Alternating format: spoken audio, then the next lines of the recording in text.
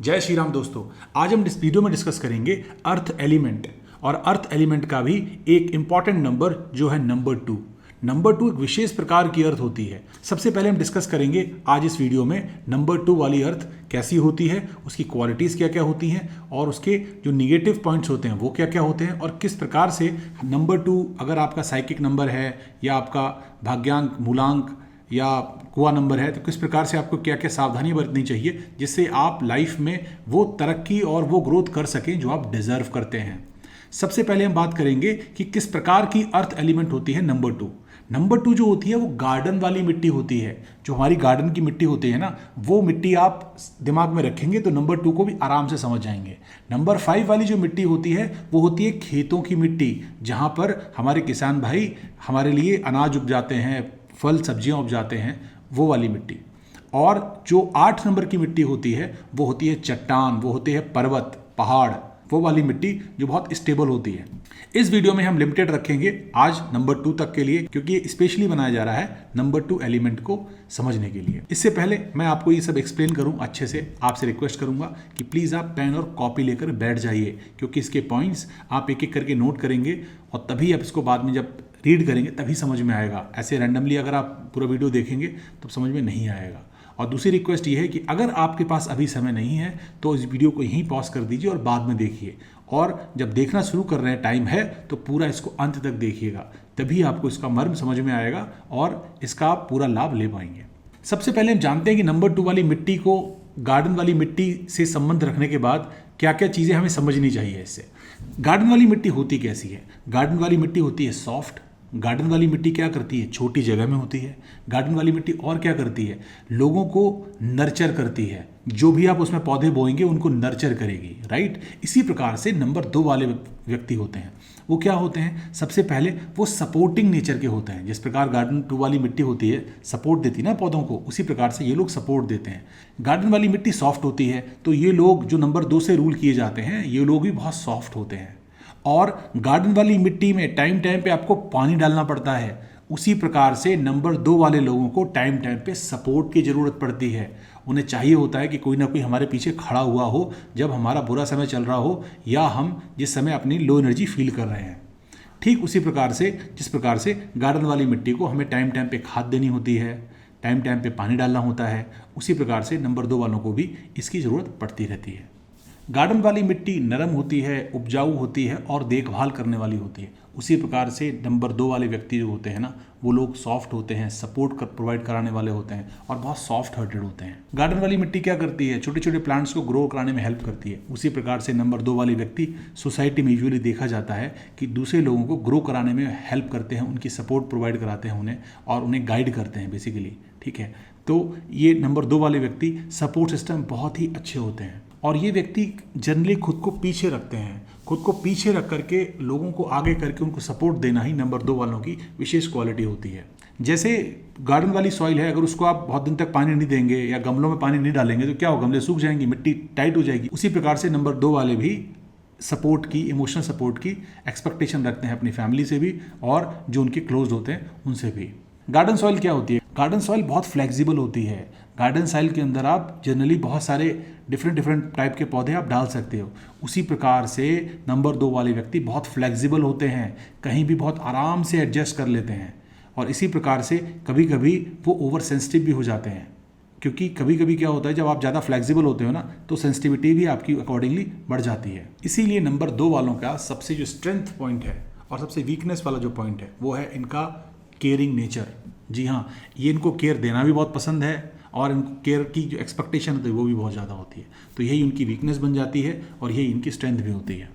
Chinese numerology में number 2 को सबसे लकी माना जाता है, क्योंकि ये बैलेंस, हार्मनी और रिलेशनशिप को प्रेजेंट करता है। इसलिए नंबर 2 वालों को अकेले नहीं चलना होता, ये लोगों को साथ लेके चलते हैं, ग्रुप में चलते हैं और जानते हैं और चाहते हैं कि हमारे आसपास वाले भी हमारे साथ ही ग्रो करें। ऐसी एनर्जी होती है नंबर 2 वालों की। अब हम उनकी कुछ नेगेटिव ट्रेट्स की बात भी कर लेते हैं। सबसे पहला जो ट्रेट होता है नंबर 2 वालों का वो होता है मूड स्विंग्स।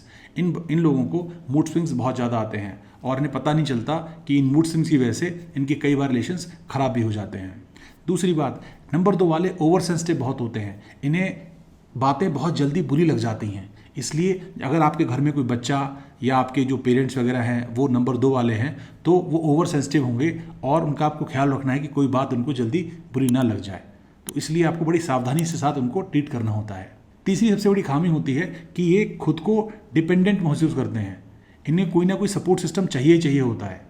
तो उस केस में क्या होता है कि ये लोग लोगों से एक्सपेक्ट करते रहते हैं और जब भी इनको लगता है कि कोई इनका सपोर्ट सिस्टम प्रॉपरली नहीं बन पा रहा है तो फिर इनके मन में दरार आनी शुरू हो जाती है और फिर बहुत अच्छा रिलेशंस मेंटेन नहीं कर पाते। चौथा जो पॉइंट होता है वो ईजिली इन्फ्लुएंस हो जाते हैं, लोगों की बातों में बहुत जल्दी आ जाते हैं क्योंकि इनको लगता है सब मेरे जैसे ही हैं। तो इसीलिए ये जनरली लोगों की बात मान लेते हैं और इसके चक्कर में कई बार परेशान हो जाते हैं। और सबसे जो वीक पॉइंट होता है इनका वो होता है लो कॉन्फिडेंस। जी हाँ, इन लोगों को अपने अंदर कॉन्फिडेंस नहीं होता है।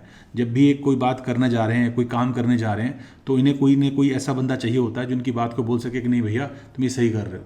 तो उस केस में क्या होता है कि अगर इनके साथ कोई अच्छा बंदा खड़ा हुआ है, स्पेशली नंबर 1 वाला खड़ा हुआ है जो मॉडरेट एनर्जी इनको प्रोवाइड करा दे, पुश करा दे, या एलिमेंट 7 वाला खड़ा हुआ है तो ये अच्छे डिसीजन ले पाते हैं और वो काम इनका अच्छे से पूरा हो जाता है।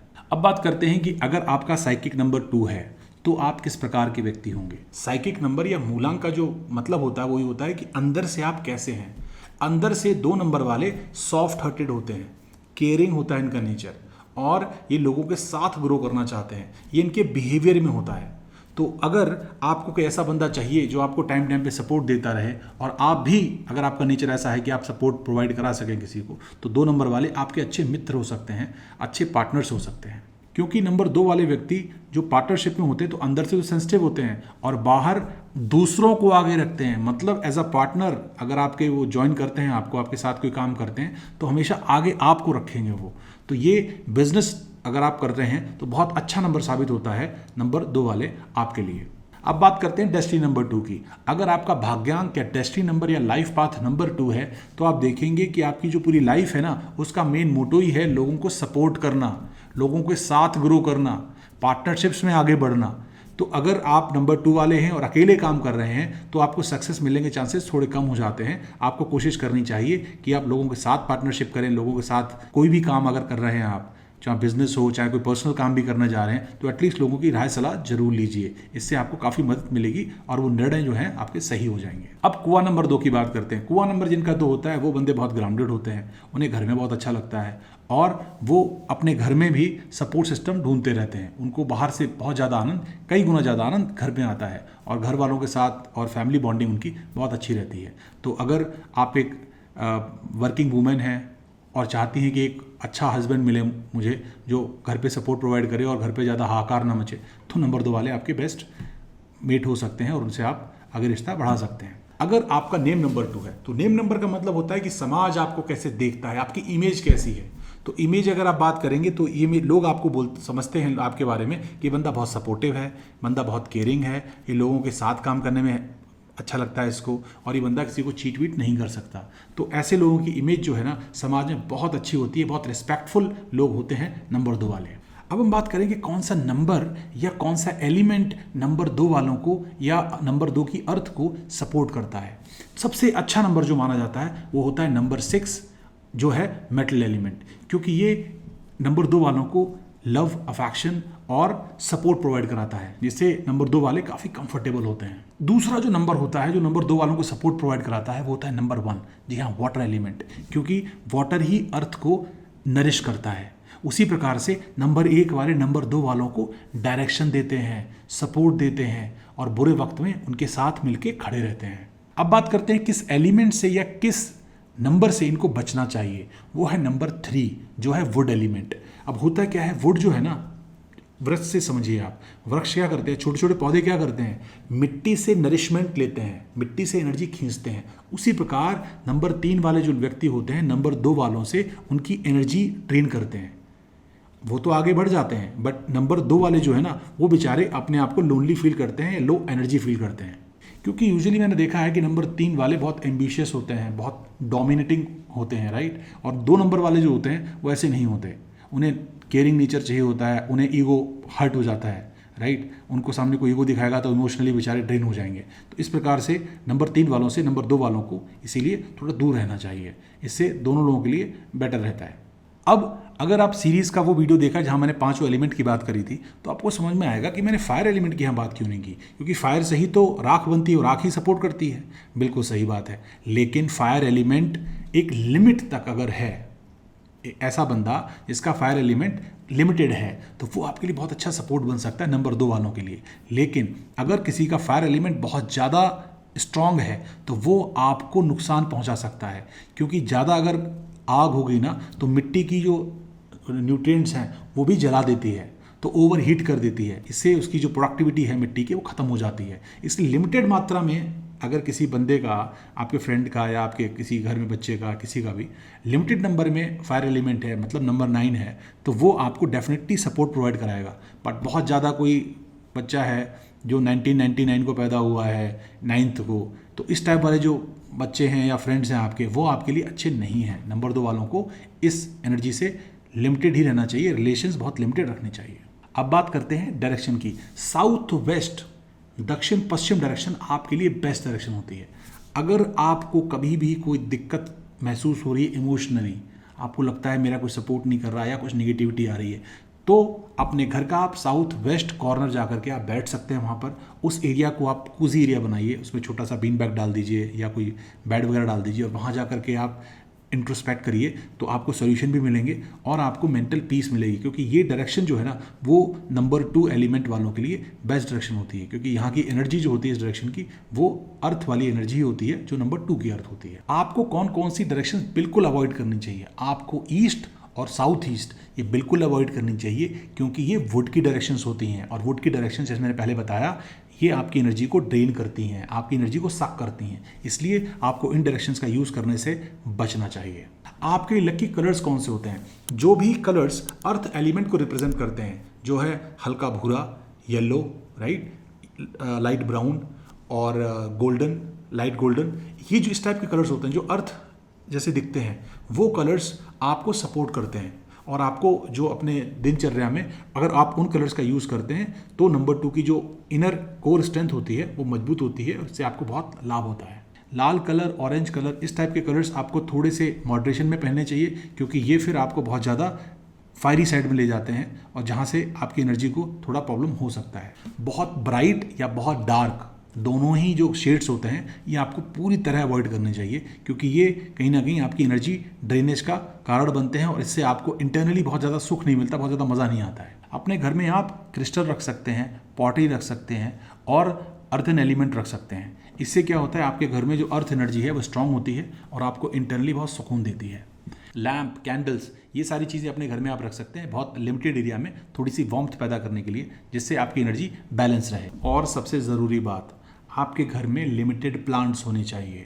जी हाँ, लिमिटेड प्लांट्स होने चाहिए, बिकॉज प्लांट ज़्यादा होंगे ना तो वुड की जो एनर्जी है वो ज़्यादा होगी और वो एनर्जी आपकी ड्रेन करेगी, एनर्जी सक करेगी।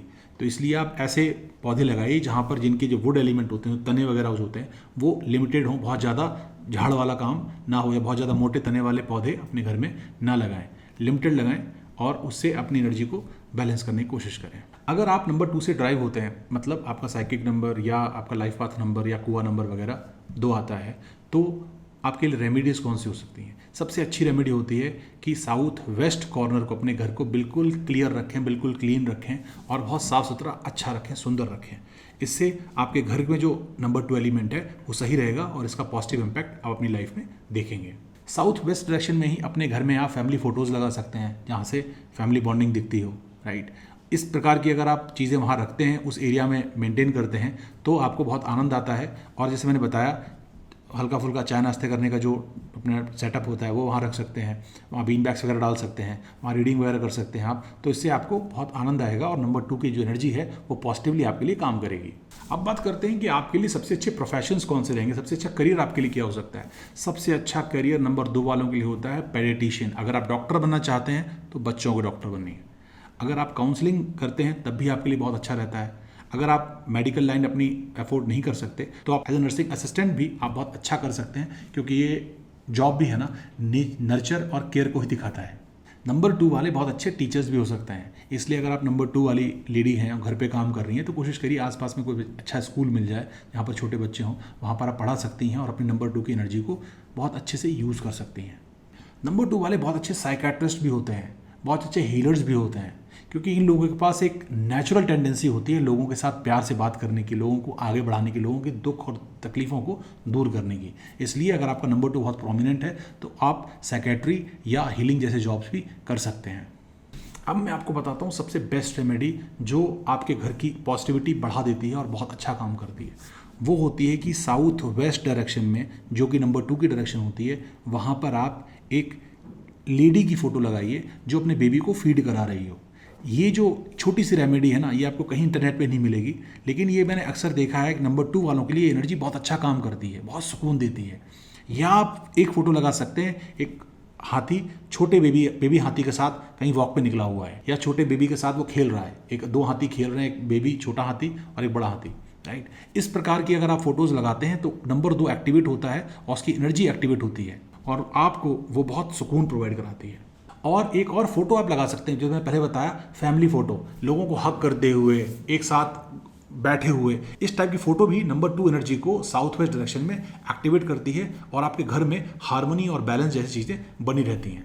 और सबसे बेस्ट रेमेडी है आपके लिए, पर्सनली प्रैक्टिकल टिप दे रहा हूँ मैं आपको, कि अगर आपकी एनर्जी डिस्टर्ब हुई है तो आपको क्या करना चाहिए, कम से कम हफ्ते में 1 दिन, जी हाँ 1 दिन आपको पेड़ पौधों के साथ में काम करना चाहिए या मिट्टी को टच करना, ऐसा कुछ काम करें जिससे मिट्टी को आप टच करें, उसकी फीलिंग करें, उसको फील करें, उसकी जो सॉफ्टनेस है, उसकी जो नर्चरिंग क्वालिटी है, आप उसको फील करें। ये सॉइल थेरेपी बहुत गजब का काम करती है और ये डेफिनेटली आपको आपकी एनर्जीज़ को, नंबर 2 की एनर्जीज को अलाइन कर देती है आपके पर्पज़ के लिए। अगर आपका लाइफ पाथ नंबर 2 है, आपके इंटरनली सुधार करती है। अगर आपका मूलांक 1 है या आपका जो साइकिक नंबर है वो 1 है, तो इस प्रकार से ये आप काम वीकेंड पे कर सकते हैं, अपना आप मेंटेन कर सकते हैं, अपना एक टू डू लिस्ट उसमें आप ऐड कर सकते हैं। और एक काम बहुत बेहतरीन तरीके से कर सकते हैं, वो काम है कि आप एक गोला बनाइए, सर्कल बनाइए एक पेपर पे, राइट, और उस सर्कल के अंदर आप उन लोगों के नाम लिखिए अंदर जो आपको बहुत लगता है कि मेरे लिए शुभचिंतक हैं या मेरे लिए भला सोचते हैं, अच्छा सोचते हैं, और वो बंदे जो आपकी एनर्जी को ड्रेन करते हैं उनके नाम उस सर्कल के बाहर निकाल दीजिए। है तो बहुत छोटी सी प्रैक्टिस, बट ये मेंटली आपको प्रिपेयर करेगी कि उन लोगों से जो आपकी एनर्जी को ड्रेन करते हैं वो आपकी लाइफ से हल्के हल्के दूर रहें और डिस्टेंस बना के रहें। आप अपनी बाउंड्री वर्चुअली ये क्रिएट करते हैं। उम्मीद है वीडियो आपको पसंद आया होगा। पसंद आया है तो कमेंट में जय श्री राम जरूर लिख दें, और कोई सवाल है तो वो भी आप पूछ सकते हैं। और कोई बंदा अगर आपको लगता है न्यूमरोलॉजी में इंटरेस्टेड रखता है या उसको सीखना चाहिए, उसके साथ आप ये शेयर कर सकते हैं। और हमारे चैनल को सब्सक्राइब कर लीजिए, जिससे आने वाले वीडियोस आप तक टाइम से पहुंच सके और उसका नोटिफिकेशन मिल जाए। जय श्री राम।